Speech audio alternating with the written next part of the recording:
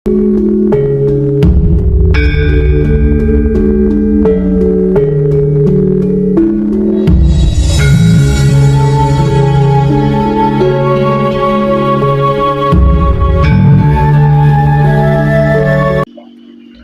tadi saya dengar, saya mendengar ada bacaan yang nggak tegas. Ada bacaan-bacaan yang dibaca tidak tegas.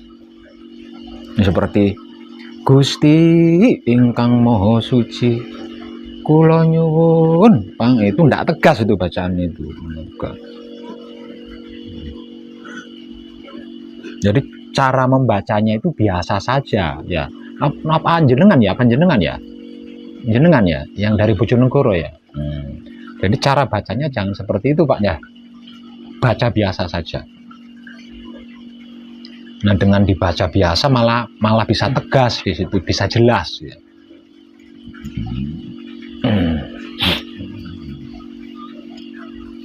Sini diam. Ini kok, diam duduk sini, diam. Tidur.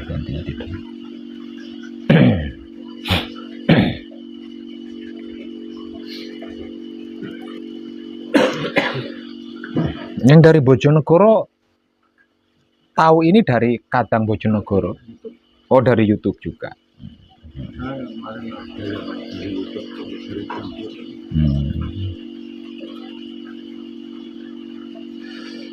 Termasuk yang dari Lampung juga tahu saya dari YouTube kan. Sudah berapa lama nyimak saya di YouTube?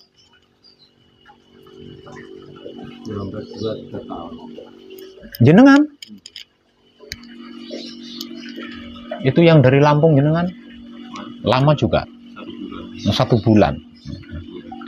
1 bulan nyimak saya di YouTube itu sudah tahu apa dan bagaimana itu Wahyu Pancagaib.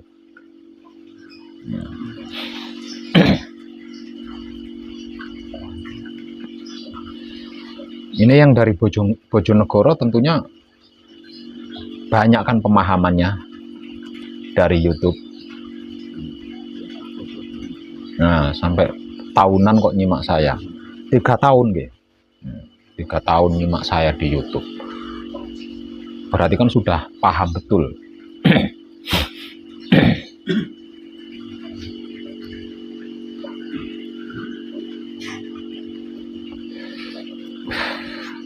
Karena ya pernah waktu dikasih tapi enggak jelas.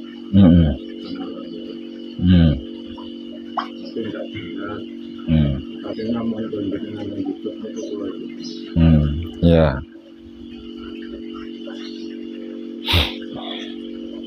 Coba setelah nyimak saya di YouTube punya pertanyaan enggak jenengan? Semua punya pertanyaan enggak? Kalau punya pertanyaan coba ditanyakan mumpung ketemu langsung sama orangnya kan. Itu tekniknya untuk menikmati. Ya? Teknik untuk menikmati rasa. Teknik untuk menikmati rasa itu kan dimotivasikan tiap sore kan? Ini caranya.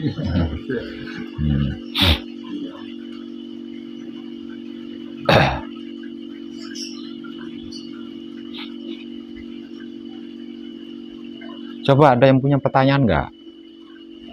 Coba bertanya.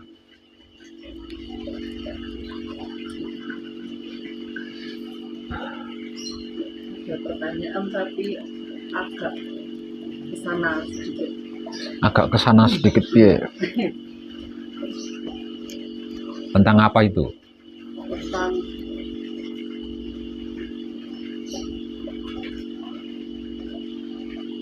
langsung aja ya tentang rezeki ya.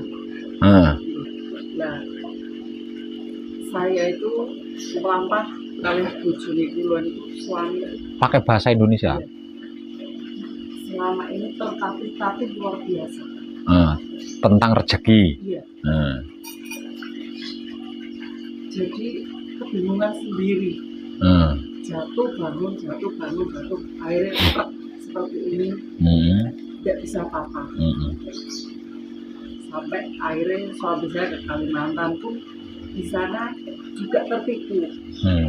Terus dia telepon Gusti, banget por nih por, yang por lepek lah. Jadi saya ingin ikut peneliti ini karena itu. Ya.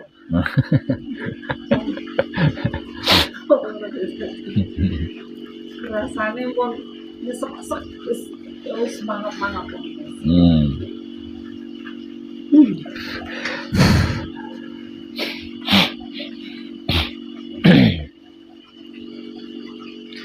Kalau menurut saya itu memang prosesnya, ya.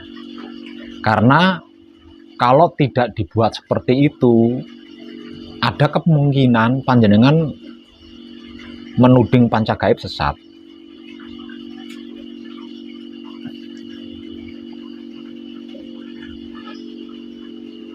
Bisa jadi seperti itu.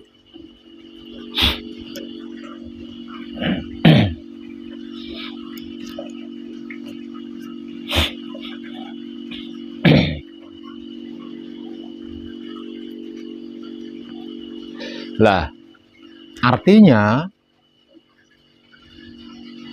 panjenengan mempelajari wahyu panca gaib sampai pada akhirnya mengikuti tahapan manekung atau tahapan gembleng, itu kan dikarenakan punya pamrih terkait rezeki kan, dan itu bukan salah ya, itu tidak apa-apa, asalkan pamrih panjenengan itu selesai di sini ya. Nanti setelah selesai dari sini, meninggalkan pesanggrahan ini, jangan berpamrih lagi. Jangan berpamrih lagi. Karena apa? Karena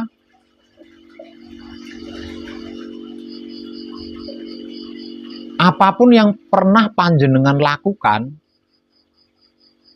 yang mengakibatkan pada akhirnya jenengan jatuh, itu karena seluruh apa yang panjenengan lakukan disebabkan oleh pamrih. Apapun loh yang jenengan lakukan ya, apapun itu. Entah itu yang berkaitan dengan agama atau tidak berkaitan dengan agama, semuanya itu berpamrih. Dan karena pamrih itu sudah pasti pendukungnya adalah ego sama arogan. Itu pendukungnya.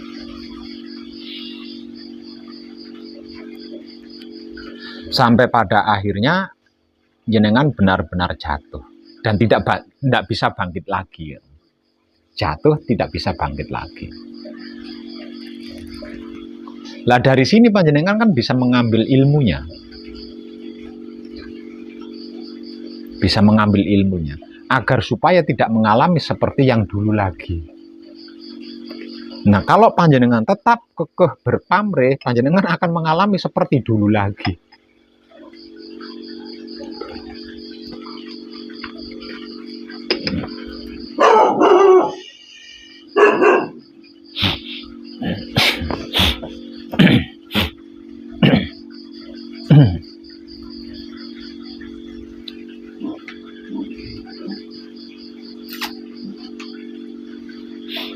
Jadi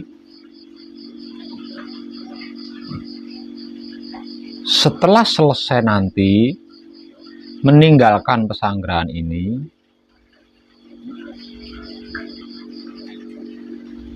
saya sangat berharap panjenengan tidak pamrih lagi.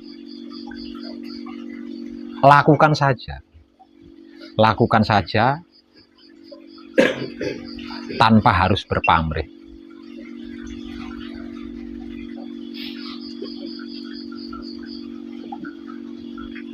Semuanya, siapapun dia yang datang menemui saya di sini, itu karena punya pamrih. Bahkan yang bertobat sekalipun, itu pun punya pamrih. Pamrihnya apa? Pamrihnya mendapat pengampunan dari Yang Maha Pengampun. Artinya pamrih juga kan. Dan itu bukan sesuatu masalah gitu loh. Itu bukan sesuatu masalah. Asalkan setelah selesai jangan pamrih lagi. Karena apapun resiko yang panjenengan alami seumur hidup ini, itu adalah resiko dari pamrih itu tadi gitu. Hasil dari pamrih panjenengan itu tadi. Kebingungan panjenengan, kebodohan panjenengan, jatuh bangunnya panjenengan, sakitnya panjenengan. Semuanya itu hasil dari pamrih itu tadi.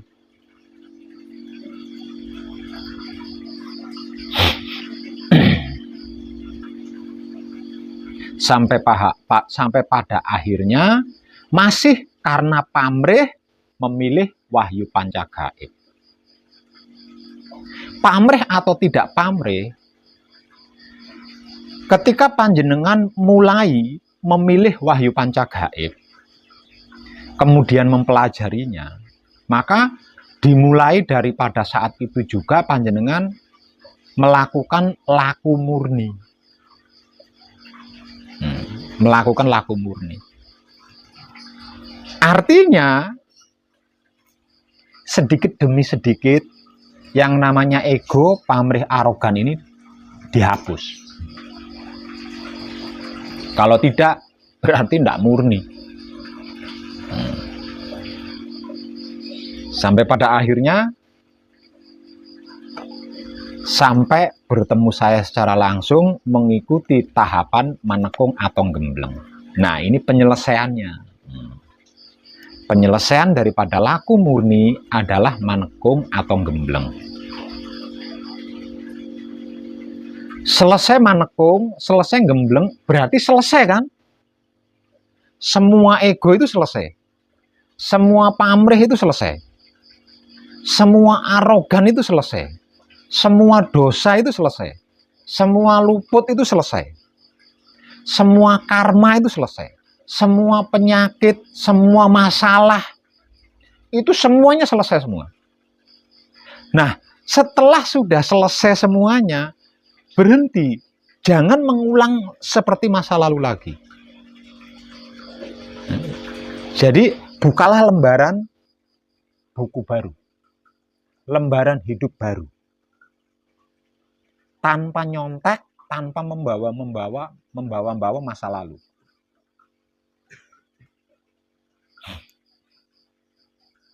Karena ketika panjenengan selesai manekung, selesai gembleng, itu sudah bukan laku murni lagi. Melainkan laku suci. Laku murni saja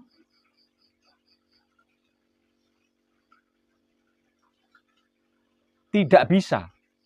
Ada pamrih satu titik itu tidak bisa. Itu di laku murni loh ya. Itu di laku murni. Apalagi laku suci. Lah di sini posisi daripada istilah bertobat. Jadi setelah selesai manekung, setelah selesai gembleng, kita sedang laku suci.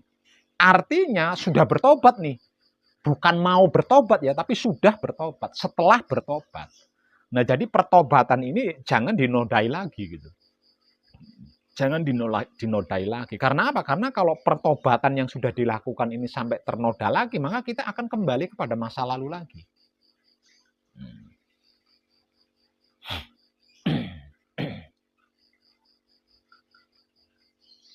Nah kalau seperti itu, lalu bagaimana dengan masalah saya? Kan sudah selesai. Bagaimana dengan masalah saya, Pak? Kan sudah selesai. Tadi kan sudah saya katakan, ini adalah penyelesaian gitu loh. Ini adalah penyelesaian.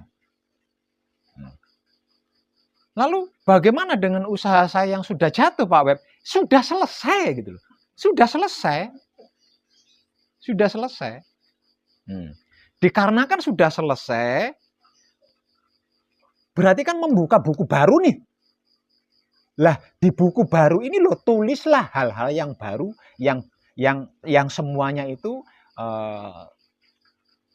terbungkus dengan kesadaran rasa cinta kasih sayang hidup. Jangan bawa-bawa masa lalu.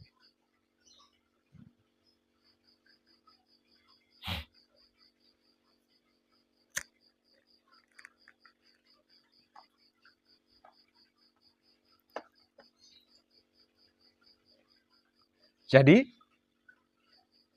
ego, pamrih, arogan, masa lalu kita yang seumur hidup kita itu menyiksa diri kita, mencelakai diri kita.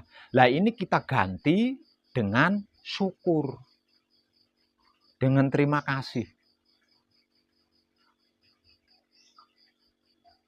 Jadi apapun itu tidak perlu meminta, tidak perlu memohon. Apapun itu. Tidak perlu meminta, tidak perlu memohon. Apalagi sampai pamrih. Karena apa? Karena pamrih inilah yang nantinya akan mengaktifkan kembali ego sama arogan. Jadi yang bisa mengaktifkan ego sama arogan itu adalah pamrih. Jadi ketika kita pamrih, maka secara otomatis ego sama arogan ini aktif.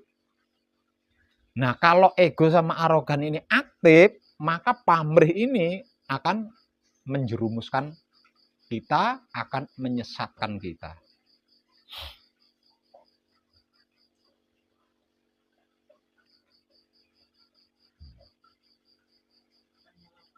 Ya.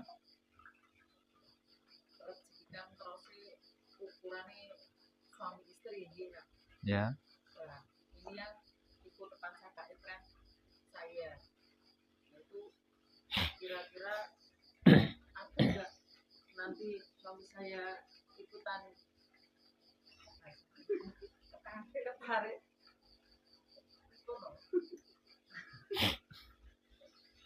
Kok sial terus ngasih rasanya wes so. Wis sampai utangnya wis mangap-mangap ya Allah. Menurut panjenengan, rezeki itu apa?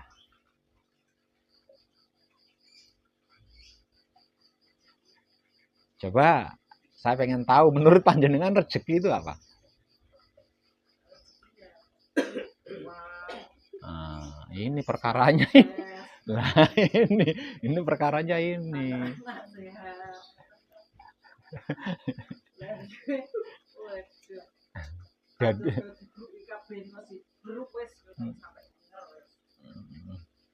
Jadi perkaranya itu panjenengan tidak tepat memaknai rezeki itu. Nah, itu yang membuat panjenengan panik itu. Nggih, panjenengan itu nggak tepat memaknai rezeki, nggak tepat.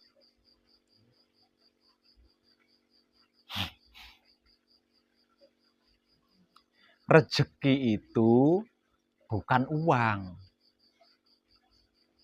Nggih, rezeki itu bukan uang. Karena apa? Karena uang itu bukan buatan Tuhan. Rezeki itu dari Tuhan. Rezeki itu buatan Tuhan, rezeki itu dari Tuhan, rezeki itu yang diberikan oleh Tuhan.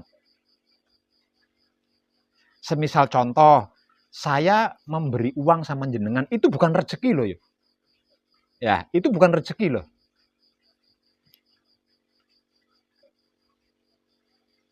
Tapi itu karma. Kenapa saya bisa memberi uang sama jenengan? Satu, kalau panjenengan tidak meminta, berarti panjenengan bekerja kepada saya. Nah, karena panjenengan meminta uang kepada saya, atau panjenengan bekerja untuk saya, maka saya memberi uang sama panjenengan. Dan itu bukan rezeki loh ya. Itu bukan rezeki itu. Karena apa? Karena bukan buatan Tuhan dan bukan dari Tuhan.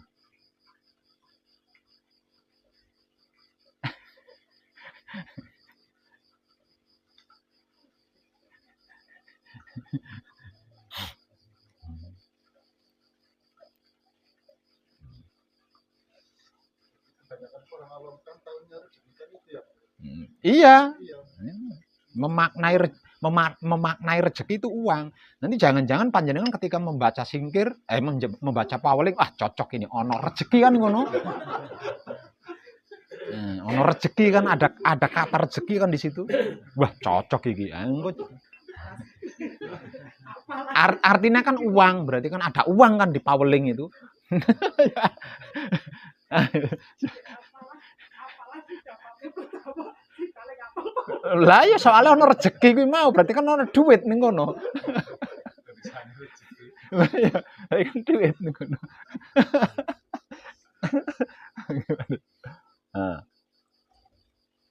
Bukan.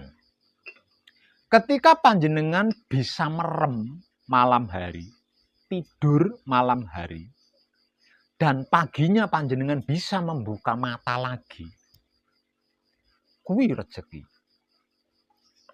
Rezeki pertama yang panjenengan terima pada hari itu adalah panjenengan bisa melek lagi di pagi hari. Itu rezeki pertama. Rezeki kedua, setelah panjenengan melek, panjenengan iso obah, ragane iki iso obah. Mbuh kuwi mulet, mbuh kuwi lungguh, mbuh kuwi langsung turun dari tempat tidur. Itu rezeki kedua.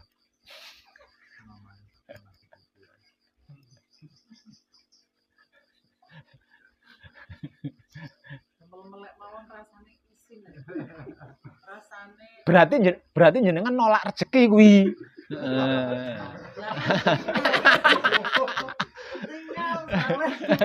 setorane aduh ya Allah. Ya jenengan harus siap. Nggih. Dengan semua setoran, dengan semua cicilan itu panjenengan harus siap. Kenapa kok harus siap? Lah wong itu kan keputusan panjenengan sendiri, hasil dari perbuatan panjenengan sendiri. Jadi panjenengan harus berani menghadapi semua itu. Coba kalau sejak awal panjenengan mengenal diri. Kan enggak mungkin, kan ngalami seperti itu kan enggak mungkin. Ya, enggak mungkin. Nah, apalan macam-macam itu bukan hati diri jenengan.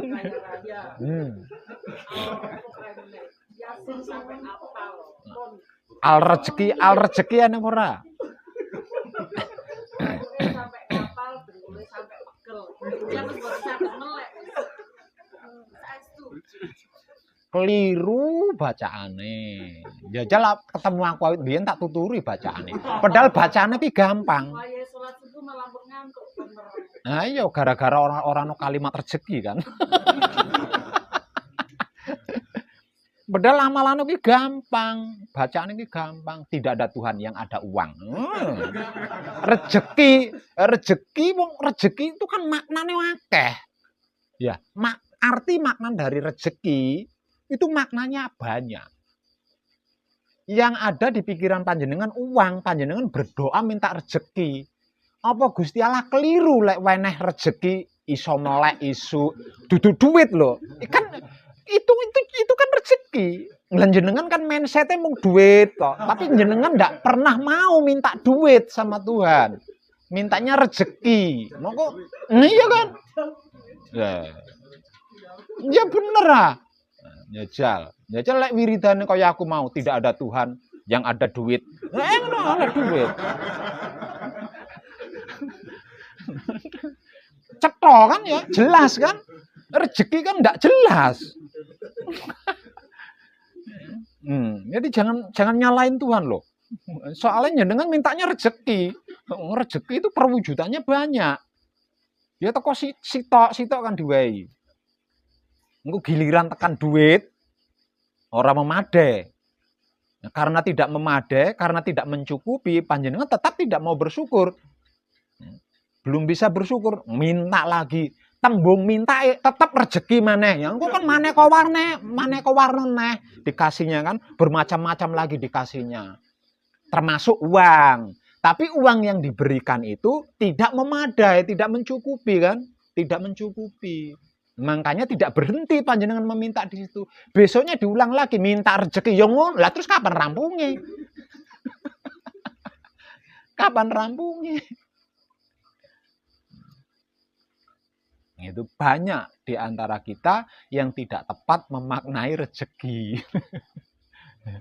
Apalagi kalimat rezeki di dalam Pauling sama sekali itu bukan tentang uang, bahkan bukan tentang kesehatan, tentang apa namanya ya termasuk kesehatan itu, termasuk bisa melek lagi di pagi hari, itu bukan yang dimaksud rezeki di dalam Paweling loh ya.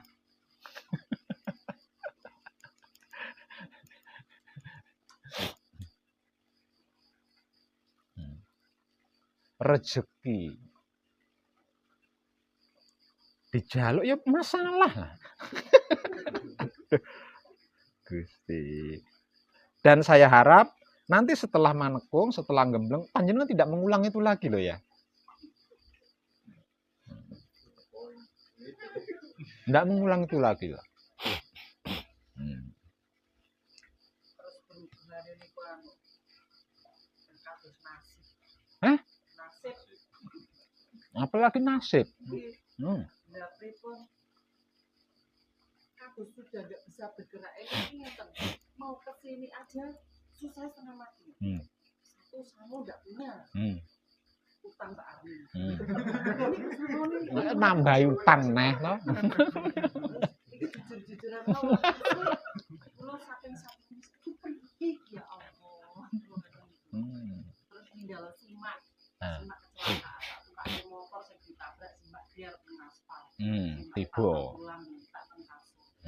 Kulo kedang pengen isu awan sore dan saya. Padahal anaknya ada 8. Sing kebarengan kulo.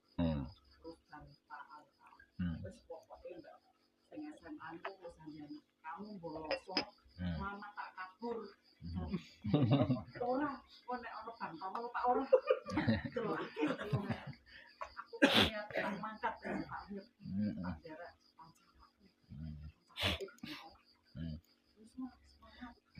Yo tanggung bayar utang.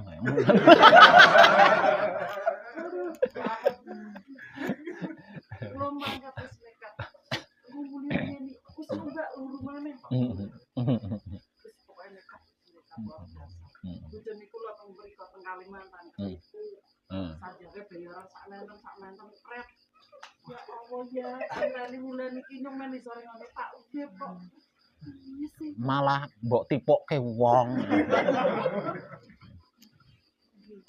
Berarti bojone sampean ning Kalimantan ndungane ya njaluke rezeki. Ngene kuwi.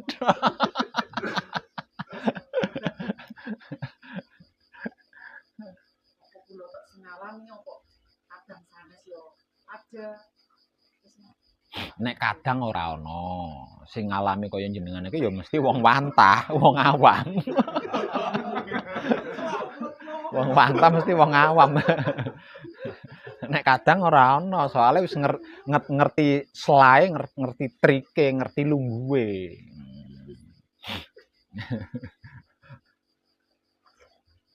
Tapi lebih baik begitu loh daripada diam aja sama seperti jenengan loh ya. Saya suka itu. Seperti itu. Itu lebih bagus. Karena dengan begitu jelas kan? Jelas.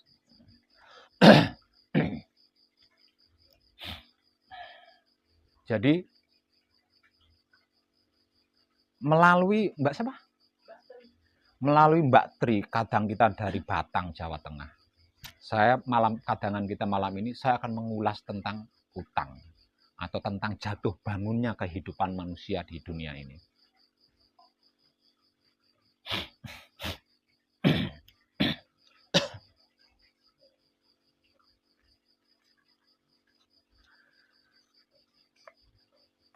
Seperti yang sudah sering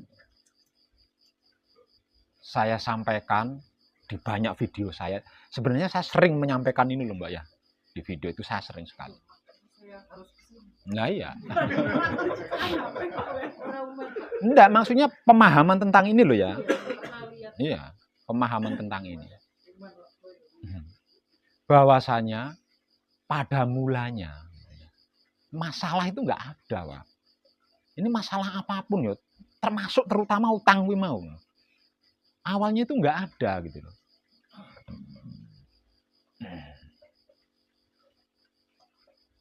Masalah ini menjadi ada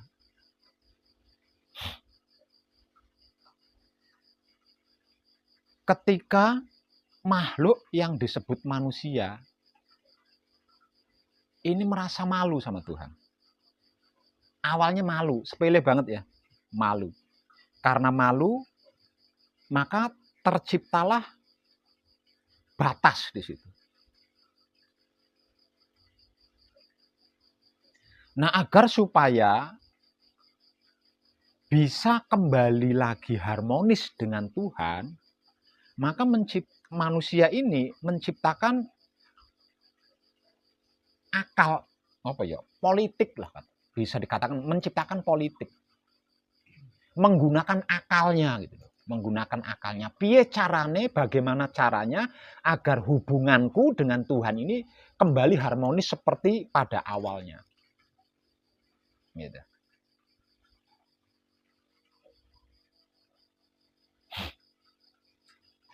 Lah, itu kan pamrih. Awalnya dari situ tuh. Kemudian dikarenakan punya tujuan, punya maksud,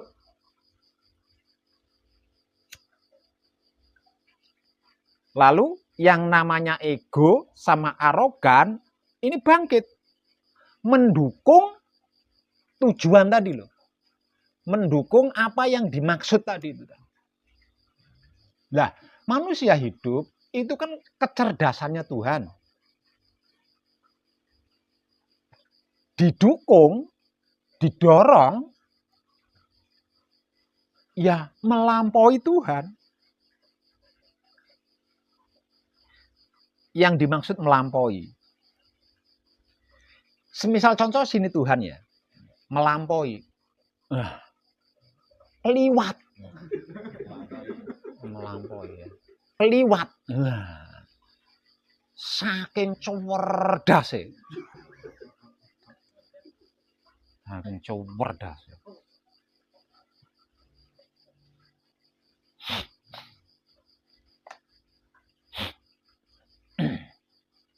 Padahal pada mulanya itu tidak ada apa-apa. Apa-apa itu tidak ada. Masalah loh maksudnya ya, masalah.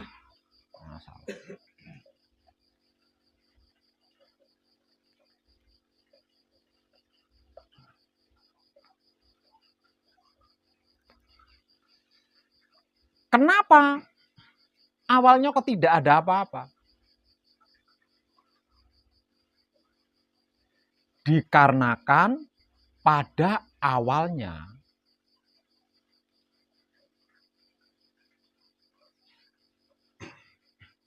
kaum Hawa itu ngerti, paham, tahu dirinya.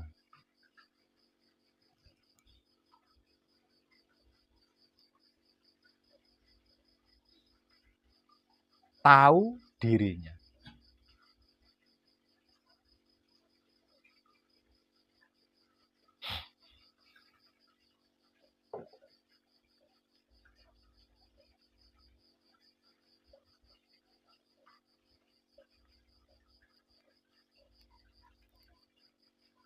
Kemudian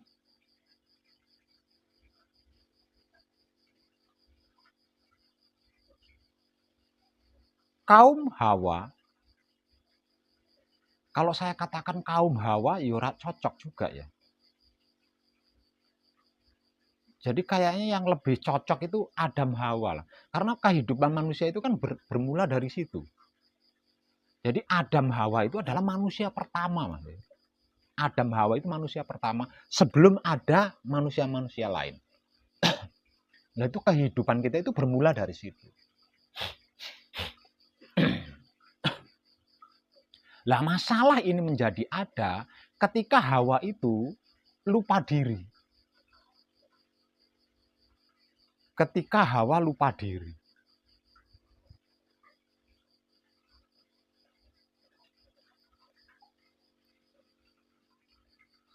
Dan ketika Hawa lupa diri, lah bermula dari sini loh. Yang namanya malu itu ada.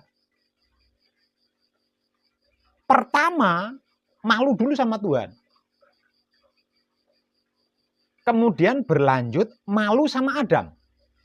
Yang ketiga, berlanjut malu kepada seluruh makhluk. Awalnya itu mau malu tok. Dan ini dialami oleh Hawa.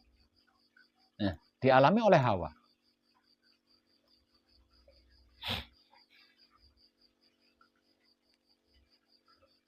Lah karena malu ini,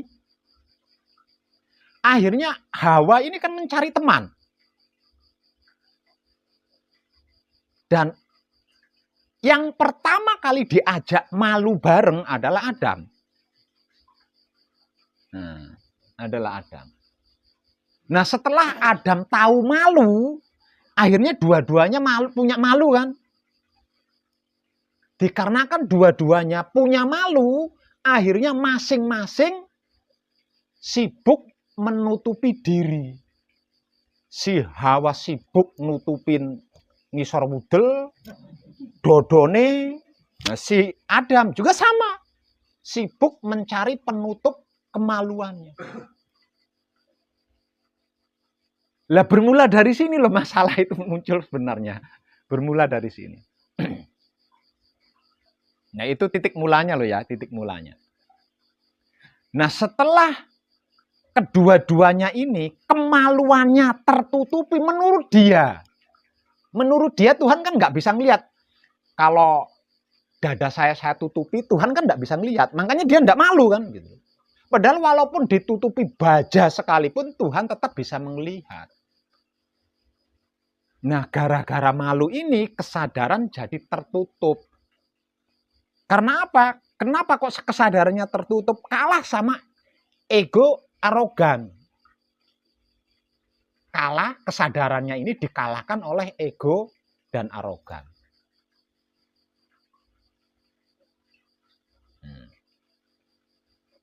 Nah, ego dan arogan inilah yang mempolitiki seakan-akan Tuhan itu tidak melihat apa yang ditutupi tadi gitu loh.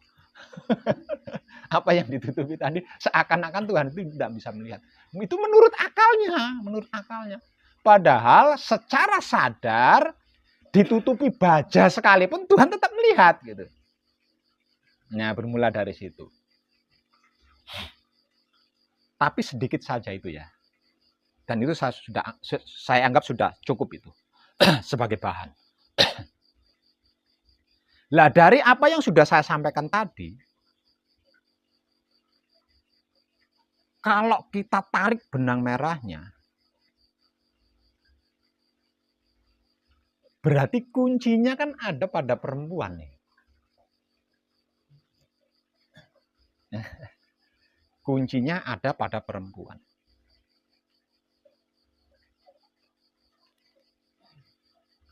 Artinya, andai saja pada awal mulanya tadi, Hawa tidak lupa diri, ya sampai sekarang nggak ada masalah itu, nggak ada. Sampai sekarang masalah itu nggak ada. Ya. Kesimpulannya kan gitu. Ya. Berarti kalau saja sejak zaman Hawa, wanita itu tidak lupa diri, artinya tidak lupa diri berarti kan tahu diri. Sampai detik ini masalah itu nggak ada. Kenapa kalau Hawa, sejak zaman Hawa, wanita itu tidak lupa diri? Kok sampai detik ini tidak akan pernah ada yang namanya masalah? Karena kalau sejak awal, sejak zaman Hawa, wanita itu tidak lupa diri, berarti kan tahu diri. Dikarenakan tahu diri, nah piye nyejal. Karena tahu diri apa coba? Karena tahu diri, pasti bisa membawa diri. Bisa menempatkan diri, bisa menyesuaikan diri, bisa menjaga diri. Karena bisa membawa diri, bisa menempatkan diri, bisa menyesuaikan diri, bisa menjaga diri, dari selah mana masalah itu masuk? Hah? Dari sisi mana masalah itu bisa masuk?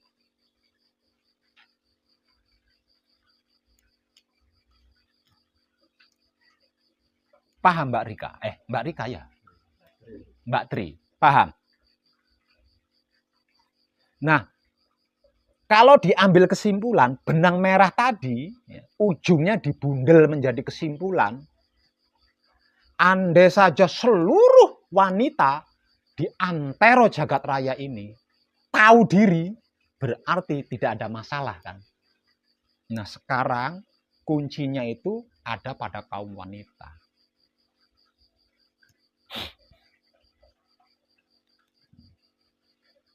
Aslinya laki-laki itu hanya ikut nanggung aja.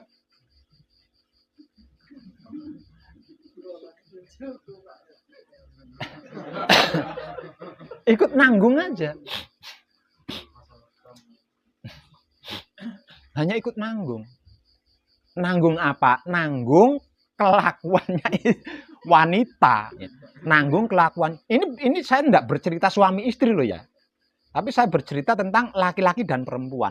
Jadi laki-laki itu hanya nanggung, sebatas nanggung. Ikut menanggung, hanya sebatas itu. Asli masalahnya kan ada pada wanita. Asli masalahnya ada pada wanita. Karena kelakuan wanita, karena perbuatan wanita, laki-laki jadi ikut nanggung gitu loh. Jadi ikut nanggung. Nah, karena ikut nanggung berarti kan tidak terlampau kan kalau laki-laki. Ya kan ngomong ikut nanggung toh. Ya. Berarti yang berat kan perempuan. Makanya saya katakan kuncinya itu ada pada wanita, kuncinya itu. Kuncinya itu ada pada wanita. Artinya andai saja setiap wanita itu tahu diri, yang berarti pasti bisa membawa diri, bisa menempatkan diri, bisa menyesuaikan diri, bisa menjaga diri, masalah itu sesungguhnya nggak ada.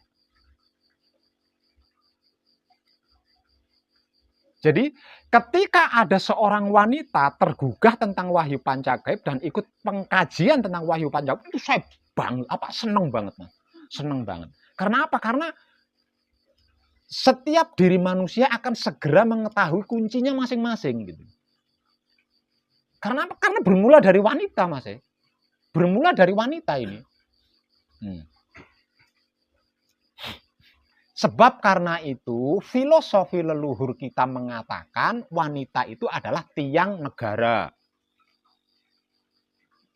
tiang agama, tiang rumah tangga. Nah, kalau sebuah perguruan tiangnya perguruan. Kalau padepokan tiangnya padepokan. Tidak berhenti di situ.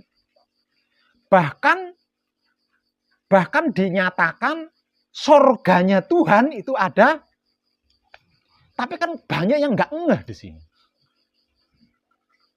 Jadi sesungguhnya laki-laki itu nggak ada apa-apanya, karena bermula dari wanita.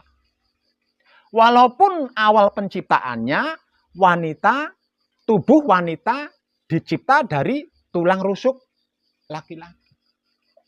Namun sejatinya pernah nggak jenengan berpikir bagaimana kalau kejadiannya sebaliknya? Bahwa lelaki tercipta dari tulang rusuk Hawa. Jenengan pasti nggak pernah berpikir ke situ.